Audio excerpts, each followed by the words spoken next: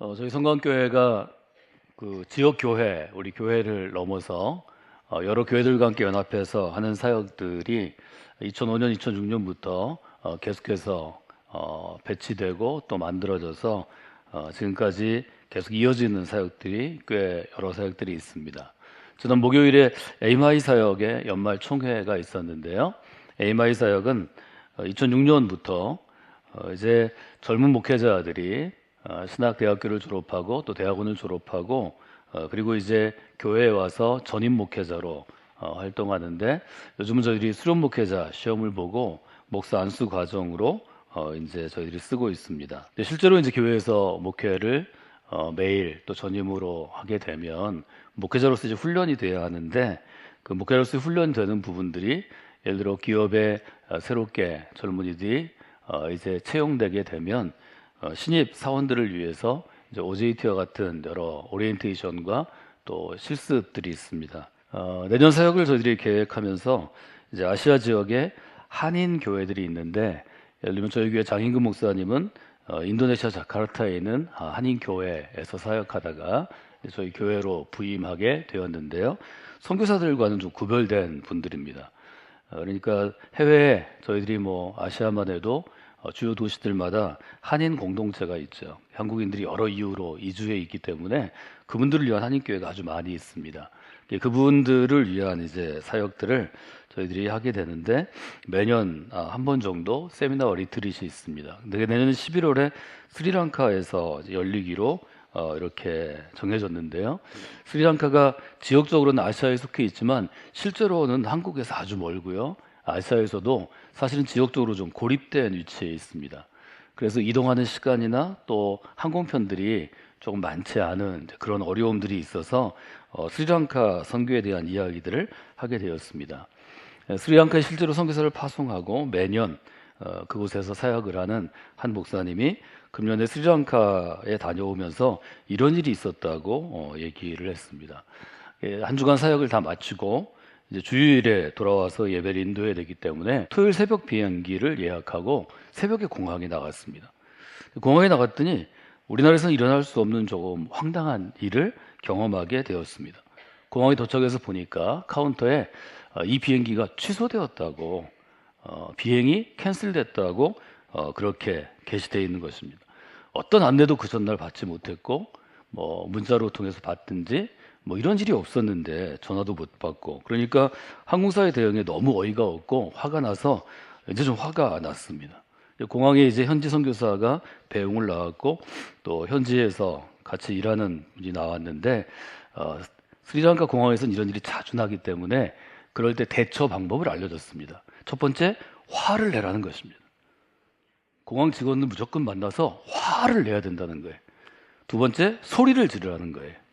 세 번째, 내가 얼마나 귀한 사람이고 이 비행기를 꼭 타야 된다는 것을 강력하게 어필하라는 것입니다. 근데 이 목사님이 외모가 특별히 힘을 안 줘도 화나는 얼굴이에요. 저랑 반대라고 보시면 돼요. 특별히 내가 중요한 일을 했다고 뭐 강력하게 얘기 안 해도 키가 저보다 10cm는 더 크고 덩치는 뭐 한 20, 30kg 더 나가는 사람이에요. 곰같이 생겼기 때문에 평소에 안 쓰던 근육, 국내에서 목회할 때는 부드럽게 늘 웃어야 되고 조용조용하게 얘기하고 외절 바르게 하다가 있는 그대로 해도 됩니다. 가서 그대로 했답니다. 나 무조건 오늘 한국 가야 됩니다. 비행기 띄우셔. 안 띄우면 큰일 나서 손해를 입게 되는데 그 손해 어떻게 보상할 거냐고. 그래서 뭐 크게 자기가 노력 안 했는데 충분히 전달이 됐다 합니다. 어떻게 됐을까요? 공항에서 소리치고 억지를 치고 한 30분쯤 있다가 직원이 와서 이리 오시라고 티켓을 주더래요. 그래서 조금 기다렸다가 일본으로 가는 비행기를 타고 또 일본에 가서 몇 시간 기다렸다가 토요일 밤에 도착할 수 있었다는 그런 이야기입니다. 근데 이야기가 여기서 끝나지 않더라고요. 근데 이 목사님이 뭐라고 얘기하시냐면, 그 비행기를 타려고 기다리던 분 중에 한국 분들이 많았는데 한 스님하고 불자들로 보이는 그룹도 있었다는 거예요. 왜냐하면 스리랑카에 아주 유명한 사찰이 있어서 이분들이 이제 일종의 순례를 온 것인데요.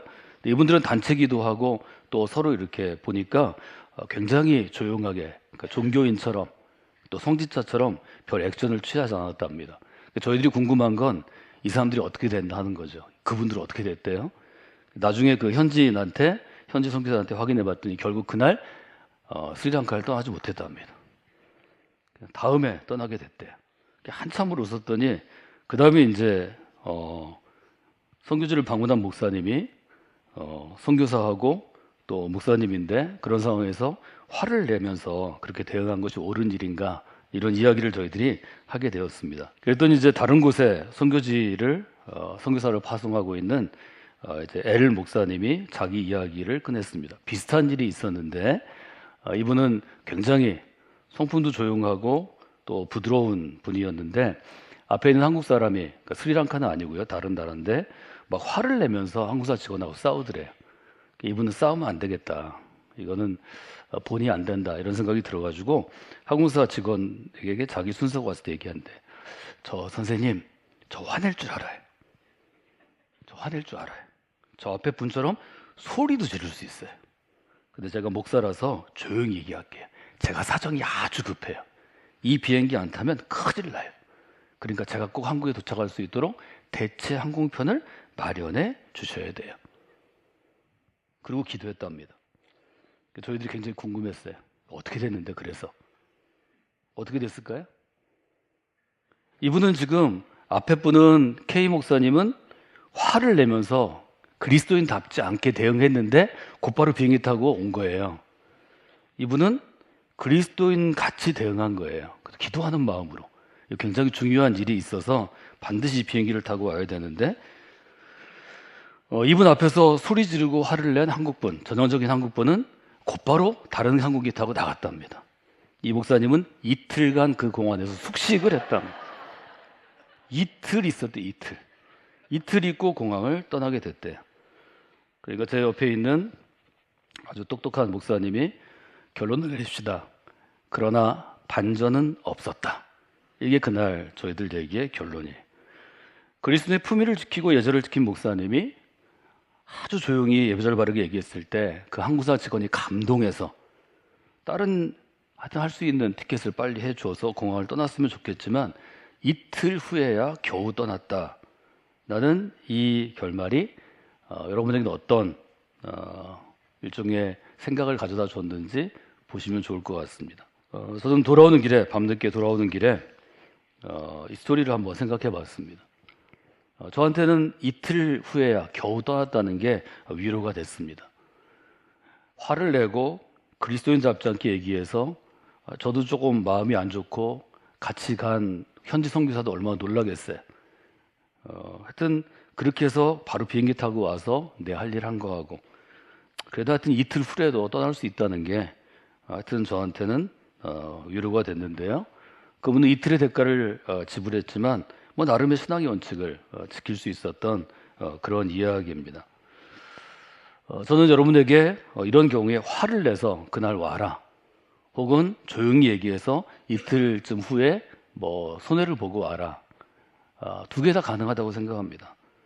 그리스도를 산다는 것이 이 둘 중에 어느 하나를 꼭 선택하는 그런 객관식 문제가 아닙니다. 올해도 마지막 달 12월을 맞이했는데요.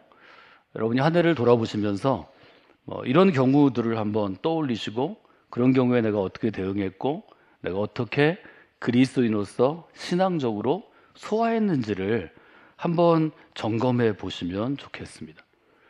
교회 안에서 종종 일어나는 일이고요. 저희 교회도 사실은 종종 있는 일인데요. 오랫동안 신앙생활을 한 어떤 그리스도인이, 뭐 권사님이나 또 뭐 집사님이 신앙생활을 새로운 마음으로 좀 처음 시작하거나 좀 쉬었다가 다시 하거나 조금 신앙생활을 잘하지 않다가 잘해보려는 사람한테 이렇게 조언할 때가 있습니다. 그냥 편하게 믿어, 이렇게 조언할 때가 있죠.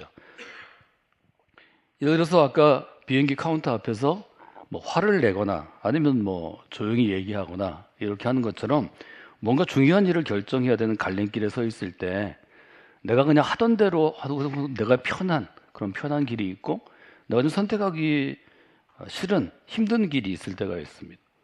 그리스도인이라면 이런 갈림길에서 어떻게 할 건가? 편하게 믿어 그런 조언은 그냥 편한 길로 가. 뭐 이런 이야기로 저한테는 들립니다. 저는 할 수 있으면 우리 교회에서 저도 10년, 20년 이상 신앙생활 하신 분들이 저와 함께 신앙 훈련들을 여러 번 받으신 분들이 또 우리 교회가 추구하는 또 제가 세워놓은 신앙의 기준과 원칙에 동의하시는 분들이라면 이런 조언은 하시지 않으면 좋겠습니다. 좀 지금 열심히 신앙생활을 하는 사람을 또 바른 길을 가려는 사람을 그렇게 흔들어 놓으면 그 책임을 누가 지겠어요? 그 책임을 어떻게 지겠어요? 젊은 시절에 저로 하여금 그리스도인으로 살도록 도운 여러 가지 좋은 가르침과 선생님들이 있습니다. 제가 제일 도전을 받은 것 중에 하나가 편한 길을 가는 사람이 아니라 바른 길을 가는 사람이 그리스도인이다라는 짧은 교훈이었습니다. 저는 편한 길을 가기 위해서 그리스도인이 되지 않았습니다. 여러분 어떠신가요? 편한 길은 그리스도인이 되기 위해서 결심하지 않아도 누구나 본능적으로 가는 길입니다. 사람이라면 내 편한 대로 사는 게 내 좋은 거죠. 내가 편한 대로 살려고 열심히 일하는 거고, 내가 편한 대로 살려고 뭐 직장이 됐든 어떤 직업이 됐든 아둥바둥해서 좀 높은 자리에 올라가려고 그러는 거고, 내가 좀 편한 길을 아이들에게 주고 싶어서 아이들에게 성공하라고 우리가 강요하는 때가 사실은 대부분이죠. 그런데 그리스도인이 되었습니다. 그리스도인이 되었는데 여전히 편한 길을 가는데, 내가 그냥 가도 편한 길을 내가 가는데 예수님이 도와주셔서 내가 더 편한 길을 간다. 이게 그리스도인의 생활이라면, 그냥 내가 본능적으로 내 욕심을 따라 혹은 내가 하고 싶은 대로 선택해도 나 편한 대로 사는 사람이 하나님이 도와주셔서 더 편하게 산다. 과연 이게 잘 사는 일일까요? 고작 편하게 살으려고 이 시간에 지금 우리가 예배 드리는 것처럼 우리의 시간의 헌신과 삶의 헌신과 그토록 사랑하는 재정의 헌신, 돈의 헌신을 하면서 신앙생활 하는 걸까요? 여러분, 서울 가는 길이 대전에서 복잡합니다. 차가 별로 없던 80년대 제가 차를 몰고 가면 여기서 출발해서 지금 감리교회 본부가 있는 광화문까지 1시간 50분이면 충분히 갔습니다. 빨리 갈 때는 1시간 35분에 제가 간 적도 있습니다. 지금은 불가능한 일입니다. 4시간 걸립니다. 근데 서울로 가는 길이 너무 밀려 있어서 되게 천안 지나가면 그 이후부터 안성부터 밀리기 시작하는데요. 너무 밀려 있는데 반대편에 서울에서 내려오는 길이, 서울에서 대전 내려오는 길이 차가 없어요.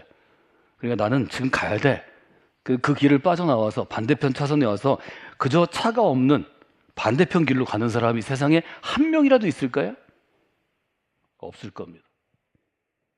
특별한 사람 외에는 없을 겁니다. 그건 내가 가야 될 길이 아니기 때문입니다. 신앙생활이란 내가 가기에 편한 길로 가기 위해 하는 게 아닙니다.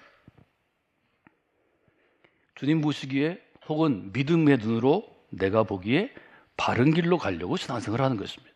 예수님이 제자들에게 이렇게 얘기하셨습니다. 제자들은 예수님을 따라갈 때 예수님을 따라가는 길이 성공하던 길이니까 따라간 겁니다. 왜냐하면 예수님 이름 자체가 우리를 구원하실 메시아입니다. 아주 정확하게 당대의 청년들은 메시아를 하나님께서 보내주시면 이 메시아가 우리를 로마 제국의 압제와 탄압으로부터 해방시키고 유대 왕이 되실 분으로 분명하게 알고 있었습니다. 이것이 예언의 뜻입니다. 그런 제자들을 향해서 예수님이 뜬금없이 계속 얘기하십니다. 좁은 문으로 들어가라. 이걸 과연 그 청년 제자들이 받아들일 수 있었을까요? 없었을 것입니다. 성경은 한 사람도 받아들이지 않았다고 얘기합니다.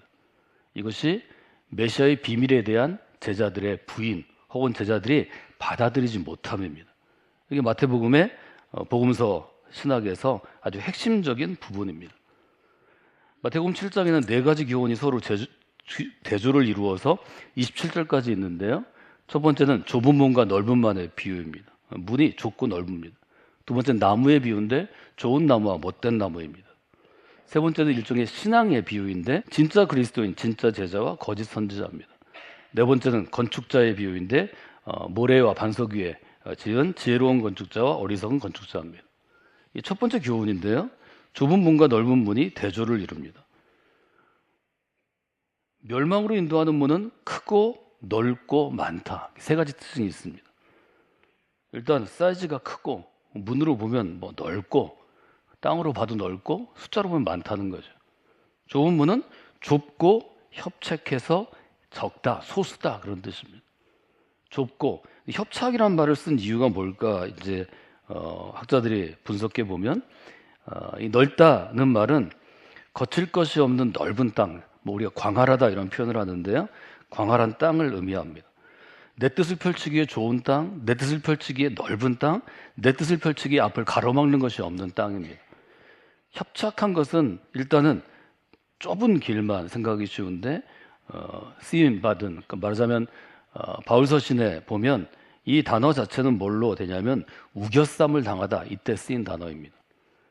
포위를 당하고 둘러싸서 환난을 받다. 말하자면 어떤 일을 하는데 끊임없이 방해를 받는 것입니다. 장애가 있는 거죠. 뭐 이런 표현입니다. 왜 이런 말씀을 하셨을까? 성경을 읽을 때 저와 함께 훈련하신 분들이 기억할 수 있는 것처럼 묵상 질문을 하는 것은 매우 중요합니다. 이렇게 우리가 이 마태복음에 우리가 잘 아는 좁은 문과 넓은 문의 가르침을 이렇게 질문할 수 있습니다. 하나님은 생명을 구원하시기 위해서 이 땅에 예수 그리스도를 보내신 것, 이게 대림절의 정신입니다. 성탄의 의미입니다. 근데 생명으로 인도하는 문을 넓게 하시고 사망으로 인도하는 문을 좁게 하시지 왜 반대로 하셨을까요? 많은 사람을 구하시려면 생명으로 인도하는 문을 넓게 만드셔서 많은 사람이 그 문을 통과하면 되는 거죠. 왜 어렵게 예수님이 이 땅 가운데 오시고 이 땅 가운데서 제자들이 원하지 않는 방향으로 좁은 문으로 들어가라. 누가 이 말을 좋아하겠어요? 좁은 길로 가라. 누가 받아들이겠어요? 구원 받을 사람이 적을 거야. 누가 좋아하겠어요? 왜 그렇게 하셨을까? 이 점을 한번 생각해 보는 것이 이번 주 여러분들이 하나님의 방식을 이해하는 그러한 좀 묵상 일종의 과제가 되겠습니다. 답을 한번 여러분들이 해보시는데요. 제가 드릴 수 있는 일종의 제 나름대로의 답은 하나님을 믿는 믿음으로 좁은 길을 가면 처음엔 힘들고 어렵습니다. 누군가 그 길을 가면 예를 들어 10분 후에 제 뒤에 누군가 따라올 수 있죠. 뭐 1시간쯤 후에는 뭐 한 가족이 따라올 수 있습니다. 2시간쯤 후에는 우리에게 어떤 소그룹이 따라올 수 있습니다. 뭐 3일 뒤에는 우리에게 어떤 기관, 예를 들어서 뭐 찬양대 수십 명이 100명이 따라올 수 있습니다. 좁은 길은 아주 좁지만 하나님께서 우리에게 주시는 것은 그 좁은 길을 믿음으로 가는 사람이 있으면 그 길을 따라가는 사람이 있고 걸어갈수록 그 길이 좀 다져지고 조금 뒤에 오는 사람에게는 첫사람보다는 쉬워질 것입니다. 길이 되는 거죠. 그래서 저는 이렇게 정리해 봤습니다. 좁은 길을 계속 누군가 걸어가야 이 생명의 길로 여러 사람이 따라올 수 있습니다. 사실 이것이 그리스도께서 걸어가신 십자가의 길입니다. 그 의미를 여러분들이 한번 생각해 보시면 좋을 것 같습니다. 한국 교회 역사가 이 점을 잘 보여줍니다. 한국 교회에 한국 사회 가운데 가장 문제가 됐다고 생각해서 그 젊은 청년 선교사들이 금한 게 딱 두 가지인데 하나가 제사고 또 하나가 음주 문제입니다. 이 두 가지를 처음 선교사들이 정해서 한국교회에 줬기 때문에 수많은 그리스도인이 이것 때문에 집에서 쫓겨나고 핍박받고 부모와의 관계가 틀어지고 형제자매와 절연하고 살았습니다. 30년 전에 제가 제자훈련을 처음 시작할 때 10명 정도가 나누면 제사 문제 때문에 절연하고 사는 가정이 서너 가정 됐습니다.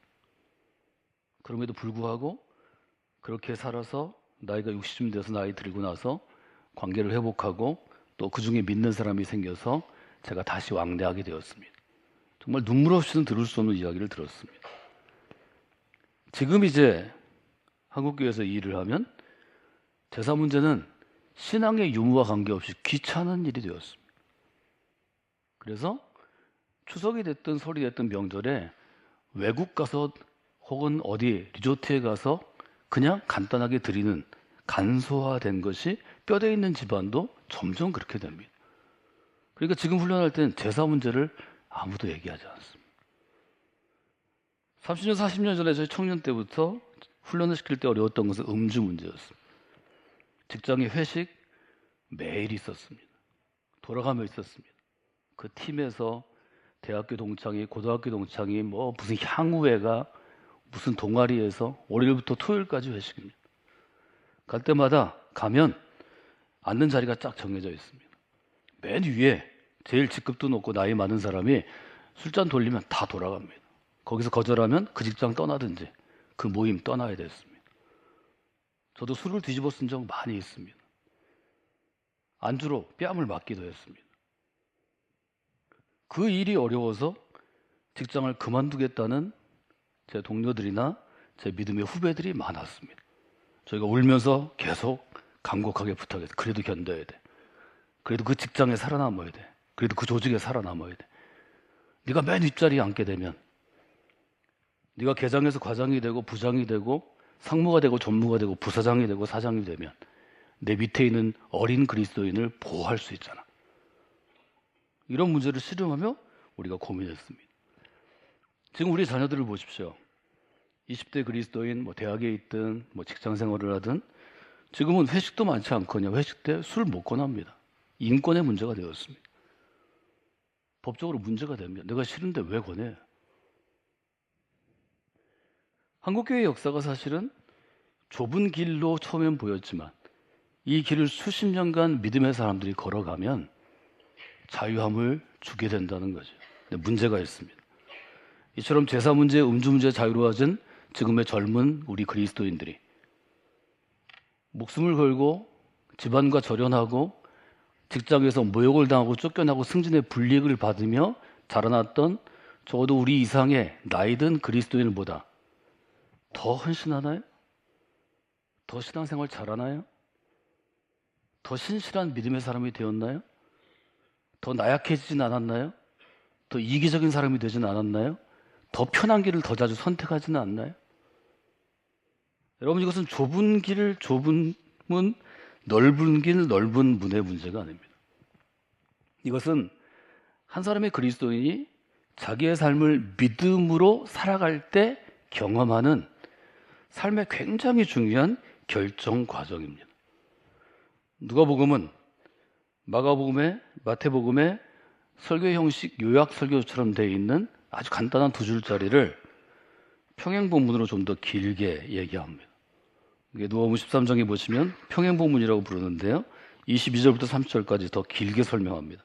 예수께서 각성 마을로 다니다 가르치시며 예루살렘으로 여행하시더니 23절 읽어볼까요? 어떤 사람이 여짜오되 주여 구원을 받는 자가 적으니까 그들에게 이르시되, 아주 특별한 상황이 설정되어 있습니다. 질문이 있습니다. 주님, 구원을 받는 사람은 적은가요? 어떤 의미가 있는지를 한번 여러분들이 매일 여러 번 읽고 여러분 나름대로 또 연구하시고 묵상해 보시면 좋겠습니다. 내가 구원을 받고 싶은데 구원받는 사람이 많으면 받기가 쉬운 거고 구원받는 사람이 적으면 받기가 어렵겠죠. 이 질문에는 그 질문의 의도가 있습니다.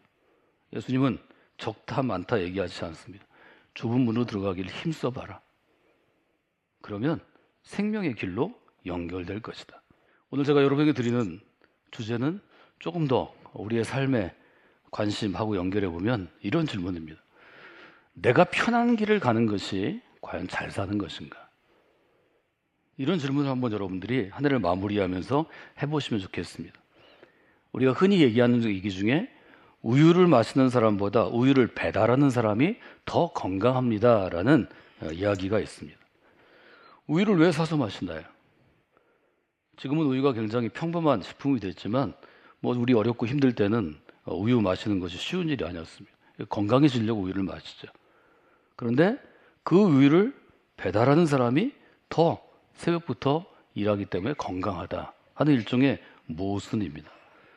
여러분, 편히 사는 것이 뭐 나쁜 건 아니죠. 편히 사는 것이 좋죠.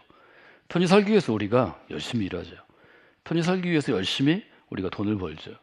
편히 살기 위해서 우리가 열심히 성공하죠. 편히 살다 보면 마음도 약해지고 몸도 약해지고 신앙도 약해집니다. 그래서 하나님께서는 우리를 그냥 무조건 편하게 놓아두시지 않습니다. 특별히 하나님 보시기에 중요한 일을 감당해야 하는 사람일수록 하나님의 인도하심은 더 선명하고 더 가혹하고 더 어려울 때가 많이 있습니다. 여러분, 성공하는 삶은 누구나 원합니다. 그러나 성공하는 자리에 올랐다고 해서 그 성공하는 삶이 더 아름답고 좋은 열매를 맺지 못하는 경우를 우리가 자주 봅니다. 왜 그럴까요? 성공하면 그 자리에 오르기 전까지는 모르지만 이 사람 저 사람에게 24시간 많이 시달립니다. 높이 자란 나무가, 가지가 많은 나무가 바람에 흔들린다는 우리 속담처럼 그것이 우리에게 있습니다. 여러분이 편하게 살기 위해서 성공하기를 원하고 성공한다면 그 성공이 여러분에게 축복이 아니라 재앙이 될 가능성이 많습니다. 과연 편하게 사는 것이 잘 사는 것인가? 이 점을 여러분이 물어보셔야 합니다.